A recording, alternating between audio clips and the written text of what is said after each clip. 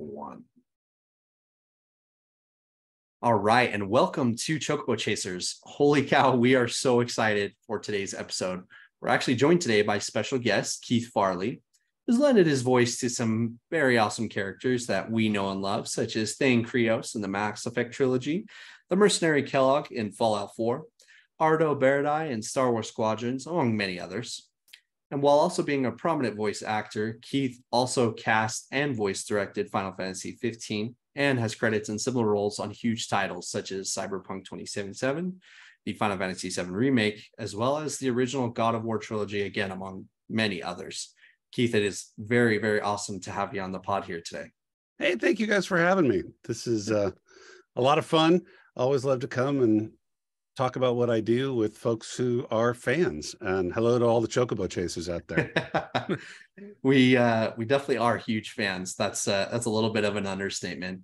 It was so funny when you first contacted me because I don't think you realized that I worked on Final Fantasy 15. No, and I just assumed when I saw Chocobo chasers that's why you'd reached out. So yeah, happy to talk about any or all of it. Yeah, absolutely. We've definitely got a few different things to kind of dive into. Dash, why don't you go ahead and get us kicked off here, man? So with you being a voice director and a voice actor, it's an interesting combination. So I just wondered, which of those two roles do you prefer doing, or do you have a preference at all? It's really funny. I was in a session with Robin Atkin-Downs, who's one of the great voice actors in the business right now. And I was talking about watching an episode of Charlie Rose. Remember, he used to be on PBS and there was a scandal that ran him out, but he was great. And he was interviewing Harrison Ford. And he said, you're Harrison Ford. You know, you could do anything you want in Hollywood. Why haven't you directed? And he said, I don't want the responsibility. He says, I like to show up. I like to do my work.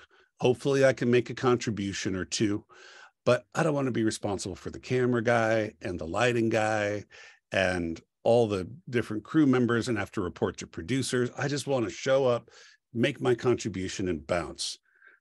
And I really responded to that because it had been a while since I'd been acting at that point.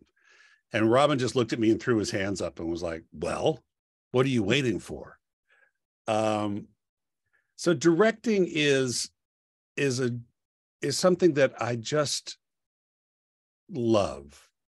I love working with actors. I love telling stories and being in charge of the whole story, being in charge of shepherding that story and really bringing it to life for the players and the audience is so satisfying.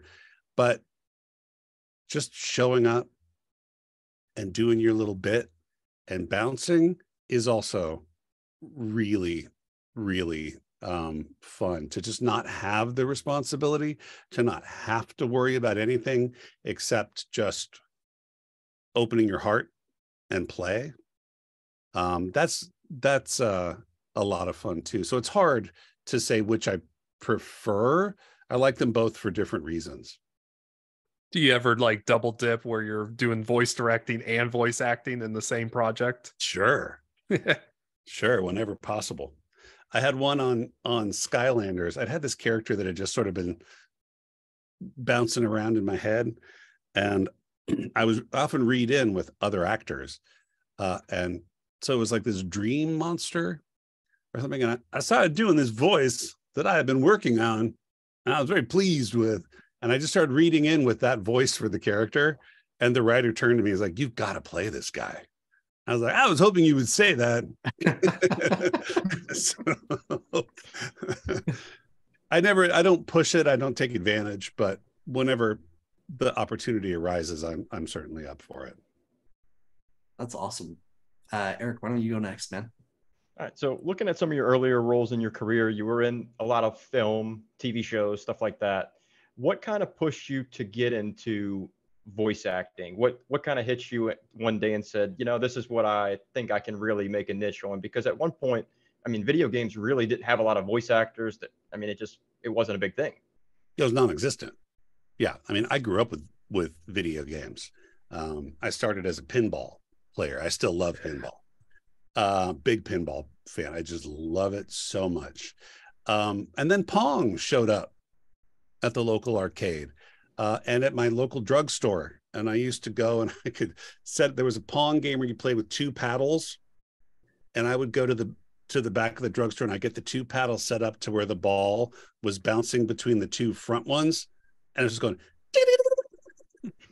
and I would just walk away and just leave it sitting there going for hours and hours. So I didn't even think about it. I loved the old time radio shows, you know, from the 1940s. I love the scary ones, especially Suspense, Lights Out. Were some get of the my Orwell stuff going, you know? Yeah, totally. But I didn't think there was a future in that. I'd done some radio work. I love working on the radio, but I really came here to be an on-camera actor and had some success in my 20s. And then as I, you know, but it's up and down. I'd made my living as an actor when I was like 28, 29, 30. And then I ended up back waiting tables again. And it was my wife who had been working at Chocobo, the animation company that did the early seasons of The Simpsons and Rugrats. And she was on a show called Duckman, which took a hiatus. And she bounced over to Spumco with John Cristofalusi, who created Ren and Stimpy. And she was having so much fun over there that when her job came back at Klasky, she pitched me. And I was resistant. I was an actor, you know, who sometimes had to wait tables. And she's like, you know, you're going to meet directors, you're going to meet writers, you're going to meet actors. Why don't you just go and get in the mix? And that was a real gift for me because I worked my way up the production ladder. I was a PA and then a coordinator and a manager and an associate producer. And I learned how to make cartoons. It was like a graduate degree, but I got paid. And then in 1997, they offered me an opportunity to voice direct Rugrats. And so I did that for 5 seasons. And that's where I got into the realization like, oh, animation is radio shows with pictures. Mm-hmm. That it is the same discipline, that same thing that I loved about Lights Out and Suspense, but being done, you know, with images. As a matter of fact, when they would send around the cassettes, and that tells you how old I am, with the original recording, it would say episode 203 radio show. That was where they started, and then they drew to that, and so that was a huge aha moment for me. And then Rugrats led to Rugrats video games when they started talking in, you know, the early aughts, 2002, 2003, 2004. I started working with THQ at that time. I was doing all the Rugrats games. And then I met people who started doing other games and brought me on.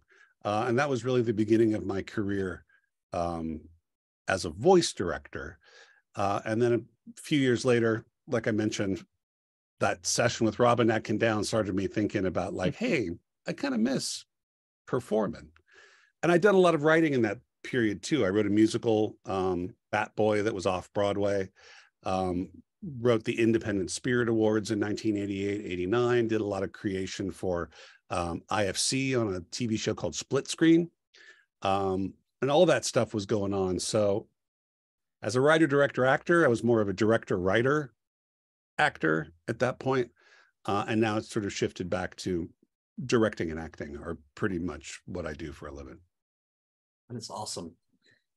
This next question's kind of a two-parter. One, what would you say has been your favorite character that you've ever had the privilege to play? And this could be live action or voice acting. Wow. I know, I'm putting you on the spot here. And it can be a few, just some of your favorites that you've had the privilege to do. I would say on stage, I was privileged to be the voice of Big Brother. You mentioned Orwell in 1984. Wow. And then I played O'Brien. If you've read the book, O'Brien's the guy that comes in at the end and takes Winston across the threshold. with the help of some rats. And so to be able to spend the first 3/4 of the show on a mic backstage as the voice of Big Brother, and then to come in and be able to take the last 15, 20 minutes of the show and just take it straight to the end was about as much fun as I've ever had on stage in my life. Really a great experience. And we toured that show around the world. So I got to travel to Spain and Australia and Hong Kong, Athens, Greece, and all over the country. I was on that show for 6 years. So that was a great deal of fun. In video games, I think Thane is really, let's go, the one that I feel like I got to play so much on that show. There was such a great character, such a great story. Really was an opportunity to act. You know what I mean? Like, so often you go in and it's just it's a gig. And you go in, a lot of times it's just like, I call them the above you, below you, to the left, to the back, to the front, to the right lines. And those are great. I love those gigs too. But to be able to really play and to have material that was really, really juicy, that was a lot of fun. Also, Eruptor from Skylanders was a ton of fun too. My lava monster was really great to play that guy. Just fun to be able to have a character that was just that goofy and that fun. I got to do a lot of fun with him too, with commercials and the show, and eventually he was a balloon in the Macy's Thanksgiving Day parade. Oh wow. I know. I volunteered to follow behind him and scream things at children, but they didn't want. I can't imagine why. I'll follow with a microphone. It'll be fun. It's actually really funny that you bring up the theater. We just recently interviewed Doug Cockle, who's the voice of Geralt of Rivia in the Witcher games, and he also has an immense respect and love for theater. And I think a lot of actors and thespians obviously get their original love for acting from the theater. And then, so the second part of this question, you have been a part of a lot of different projects, and as both a voice director and a voice actor, has there ever been a project that you haven't been a part of, though, that you're kind of looking at from the outside and saying, like, man, I wish I was a part of that? Oh gosh. I don't think there's an actor around who doesn't look at stuff and go like, the old joke, how many actors does it take to screw in a light bulb? It takes 5. It takes 1 to screw in the light bulb and 4 to stand around going, I could do that better.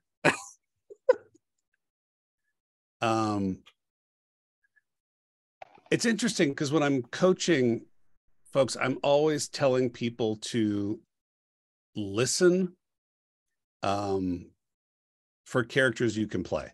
Yeah. I think that's a huge part of understanding how you fit in. Especially as fans too, because a lot of us are fans of animation and video games, and so to be able to actively listen and begin to think about, not in a jealous way, but in a, oh, I could do that, kind of a way, is really great. I tell the story about watching golf on the weekends, and realizing that the commercials for golf were sort of commercials where my voice would fit. And so I would watch the golf, and then during the commercials, I would just echo whatever I heard coming from the screen. And a couple of years later, I booked a Scottrade campaign that aired on the PGA Tour.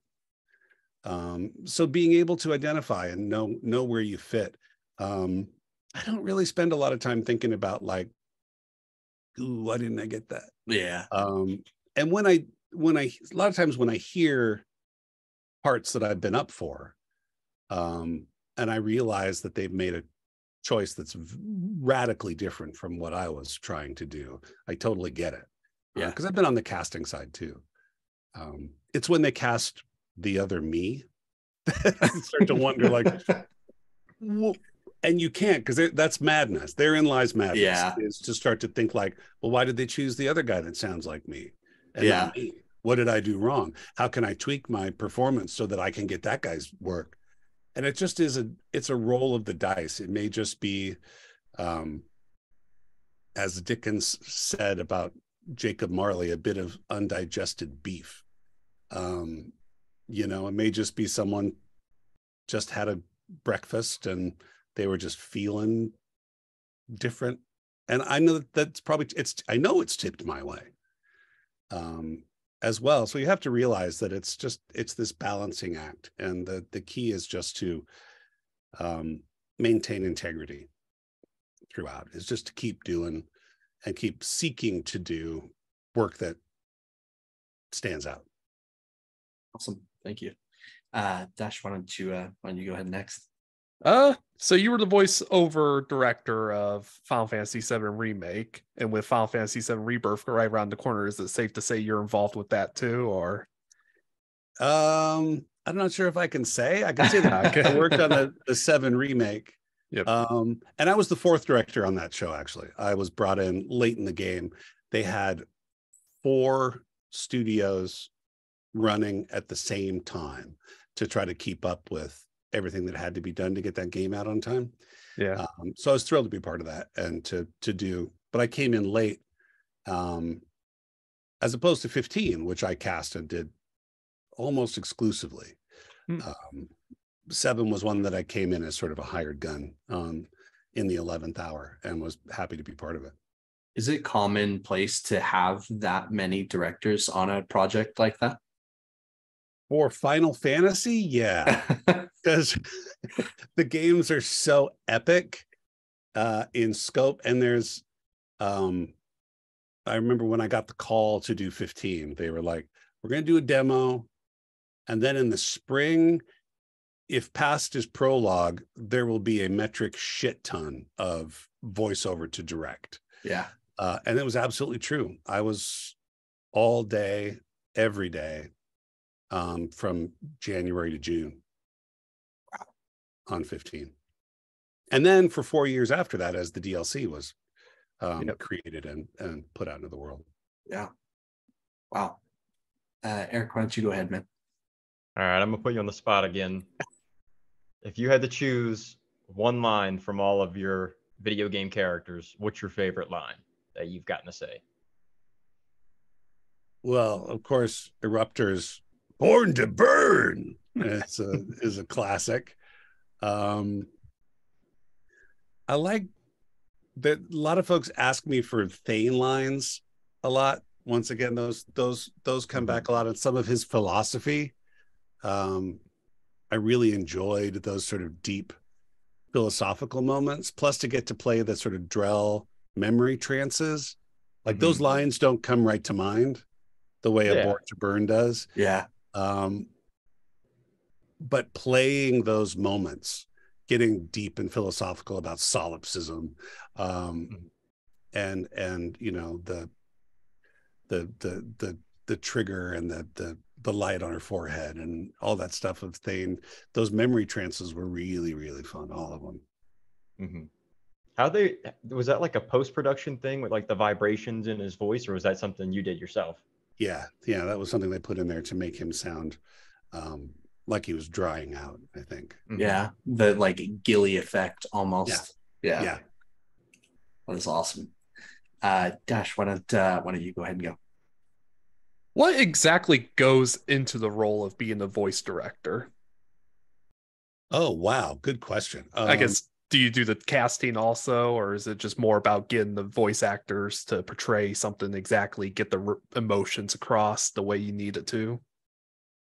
Well, it started with, I was casting and voice directing. I was doing both. And the pitch from the studio I worked with was, the performance you get in the casting call will be the performance you'll get in the game. And that's how they kind of sold me as a package. And it was in person. People showed up at a specific time and went into a booth and we worked together. And it was really fun. And then as digital sort of caught up and hard drives got large enough to hold sound files, It was submissions that came in, which was less fun for me because I didn't get a chance to really shape a performance with an actor. I had to just pick the actors who seemed to be getting it. And I would often divide it into categories. Like, these are the people, this is what I'm thinking you're thinking about the character. And then another folder with, but here are some other takes on it that I think are interesting. And then a third folder with, these guys are coming out of left field, but there's something interesting that you might want to take a listen to. And if you don't, fine. If you're in a hurry, fine. But here are the wild cards. So I always tried to mix in what I really thought they were looking for, performances that I think were interesting for the character that maybe were a little off center, and then the ones that were way out there but were compelling enough that I thought they should be included. And nowadays, most studios have hired a separate casting director because the volume of work has gotten to the point where having someone on staff to do this all day, every day is cost effective rather than paying me for 3 or 4 days of casting. Yeah. And then I get to come in as the director. And I always mention that I feel like I'm a partner with the writer and the actor and the producers.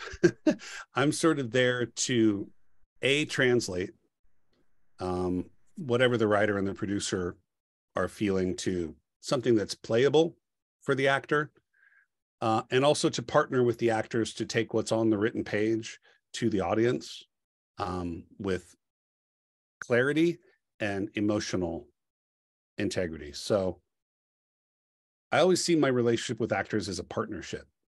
We have the same job. We're servants to the writers and to the audience. And I have the bigger picture usually in mind because I've been working with the writer and the producers.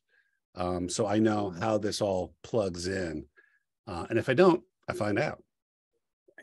So that's the gig, is sort of being able to take what's on the written page to the audience with clarity and emotion. That's awesome. Eric, why don't you go for your last one here?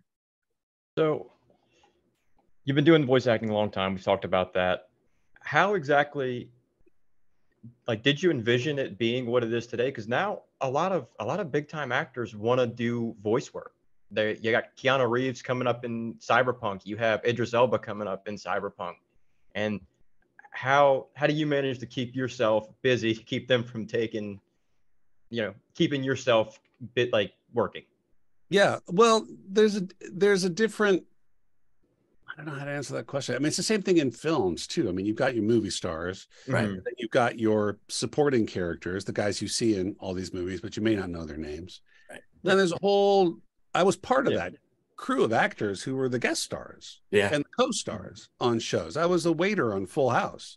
I took Bob Saget's order and made a couple of jokes. I was Babyface's manager on 90210, and got to talk about who was making out in the car with Tori Spelling. So it was,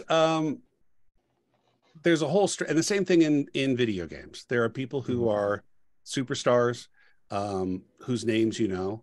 There are people who are movie stars who come over, like your Keanu Reeves and Idris Elba, and I've directed Heather Graham and Jeff Goldblum and Ron Perlman, and the list goes on and on.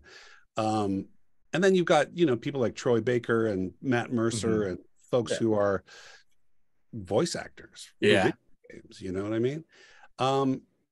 And then it's this, again, that same sort of strata. And there's a lot of us who are lucky enough and fortunate enough and have worked hard enough to be able to make a living doing this, that aren't as well known. So I don't feel threatened. Yeah. And I know that the reason they put Keanu Reeves in the game is A, he's a really good actor, and B, he's going to move product. Yeah. It wasn't always the case. When I first started out, they did is From Russia with Love or To Russia with Love? The James Bond. I think it's From Russia with Love. From Russia with Love, right? Yeah, okay. starring Sean Connery, but the game was terrible and nobody bought it. Mm-hmm. So it didn't work the same way. Like if you put Sean Connery in a movie, you can be sure that you can pay him $20 million and the movie will do 50. Yeah. You get a return on your investment. I think that's more true in the gaming world now than it was 20 years ago when I started and when those games came out, which is great, because it gives actors a little more leverage. Definitely. In the industry that they just didn't have before, and they were trying, God knows. But if you get gameplay and great performances, whether it's a household name or someone like me, that's what it's all about. Whether it's video games or animation or stage performing or stand-up, improv. This will be our last question here. So, and I feel like we're coming in with like heavy hitters really deep tonight. So, if you could go back 20 years and you're talking to younger Keythe regarding your future in voice acting, what advice would you give yourself? Wow. I had little babies 20 years ago. I had a 3-year-old, almost just turned 3, and an almost 1-year-old. So I wasn't thinking about anything except keeping them fed, and making sure their diapers were changed, because they were both in diapers at that point. Getting to the park and making sure they got a nap and that they got fed. I was home a lot during that time. Wow. And it was the only thing. It's funny because this is a great story. When I was doing Black Ops 3, and I was also directing a show at the Actors Gang, which is a theater company I belong to here in LA. I was complaining to my wife one day, and I said, "Oh, it's going to be a tough week this week. I've got to go to Formosa and record Black Ops, and then I'm going to the theater where they're starting tech, and then I'm going to drive right to the airport, take a red eye to New York, and I've got to direct Chaz Palminteri, Joe Pantaleone tomorrow. I've got to go out with clients for dinner, got to get up and do the second session for both of those guys, get on the plane, fly back to LA, head straight to the theater to try to finish tech." And my wife said, "I want to talk to 10 years ago, Keythe." How upset do you think 10 years ago, Keythe, would be about, I have to direct a show, and then I have to direct another show, then I have to get on a plane and go direct movie stars in New York City? I was like, note taken. Note taken. I think I would have told 20 years ago, Keythe, to keep it going. I think that period of time when my kids, and again, you asked a deep question, I'm going to get deep on you. Yeah, for sure. Rugrats was kind of over at that point.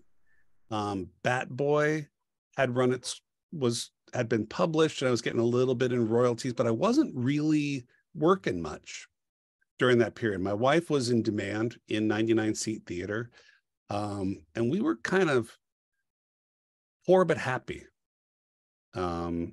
We didn't have a whole lot of money coming in, and we had 2 little ones. But I got the greatest gift of my life was being able to spend quantity time with my kids. I can't vouch for the quality of it, but I got a lot of time with my kids when they were little. And that's something that I wouldn't trade for anything. So I think I would go back and try to soothe the Any panic concerns or anything of not being able to pay the bills, and to be able to say, like, hey, listen, 5 years from now, you're going to be working your ass off. All this debt is going to be gone, and you're going to be putting money in the bank. And enjoy this time with the kids, which I did. I wasn't, there was stress and there was anxiety about paying the bills, but my credit rating was good. So we ran up the debt. Yeah. And then we're able to pay it off. So that's one thing that can happen in this business, is it kind of goes in those cycles. the feast and famine. So it's great that you asked that question, because it's something that I have been writing about lately. I have a podcast called Live from the Lounge presents The Rhythm of the Seasons. And then the new episode drops on Father's Day next week. So I've been thinking about being a dad, and I've been writing about it. So it's going to be a good one. We've got some really good interviews, doing some really good writing, great music. It's a variety show podcast. So if you search my name on any of the podcast platforms, Keythe Farley, it'll pop right up. Or you can go to livefromtheloungepodcast.com. Awesome. We'll be sure to. That's my plug. plug. Check it out. We'll be sure to share all the socials when we go ahead and we post the episode here. That's my plug. Before we go, can we get a thank you for listening to Chocobo Chasers in your best Thane voice? Sure. Listen, Sia. It's Thane here, and you're listening to Chocobo Chasers. That is amazing. If that ends up our opener, we're not paying you any royalties. I'm gonna tell you that now. None needed. Keythe, thank you so much. This has been an absolute pleasure of an experience. We appreciate it so much. We are absolutely to the moon right now. We wish you the best. We are definitely looking forward to your podcast, and we'll be watching for that on Father's Day. To everybody listening, we appreciate you guys listening to us, and we hope everybody has a wonderful rest of their evening. Thank y'all for listening. Yep. Have a good one. All righty.